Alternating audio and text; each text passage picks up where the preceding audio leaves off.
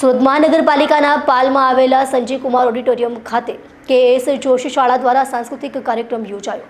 શાળાના નાના બાળકો સંગીતના તાલે ઝૂમતા કાર્યક્રમમાં હાજર હર કોઈ મંત્રમુગ્ધ થઈ ગયા હતા। શાહપુર વિસ્તારમાં આવેલી સાર્વજનિક સંસ્થા સંચાલિત KS જોશી શાળાનો વાર્ષિક ઉત્સવ ઉજવવામાં આવ્યો હતો, જેના ભાગરૂપે શાળા સંચાલકોએ સાંસ્કૃતિક કાર્યક્રમ યોજ્યો હતો, જેમાં શાળાના નાના બાળકો સંગીતના તાલે ઝૂમતા કાર્યક્રમમાં હાજર હર કોઈ મંત્રમુગ્ધ થઈ ગયા હતા। આ સાથે કેટલાક વિદ્યાર્થીઓના ગ્રુપે સંગીતની સાથે દેશભક્તિના ગીતો પણ રજૂ કર્યા હતા। KS જોશી શાળાના સાંસ્કૃતિક કાર્યક્રમમાં વિદ્યાર્થીઓને શિક્ષકો દ્વારા ગીતના તમામ સ્ટેપ શીખવાડવામાં આવ્યા હતા, જે બાળકોએ મંચ પર રજૂ કર્યા હતા।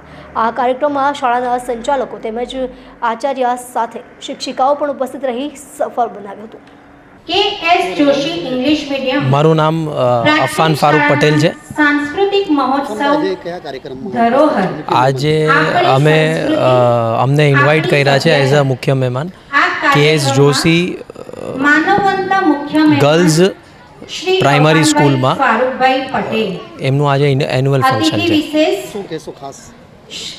હું ખાસ એટલું જ કહેવા માંગીશ કે જે આપણા વડાપ્રધાન શ્રી નરેન્દ્ર મોદી સાહેબે આત્મનિર્ભર બનવાનું જે સંકલ્પ લીધું છે, એમાં જે સૌથી પહેલો સ્ટેપ હોય છે એજ્યુકેશન, એટલે બાળકોની અંદર આપણે નોલેજ નાખવું, જેનાથી જ આત્મનિર્ભર આપણે બની શકશું।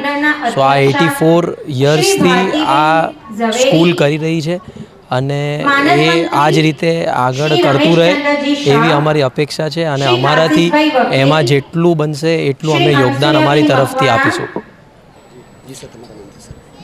હું આશીષ વકીલ, માનદ મંત્રી શ્રી ચંદાગોરી સોનાવાલા મહિલા વિદ્યાલય મંડળ।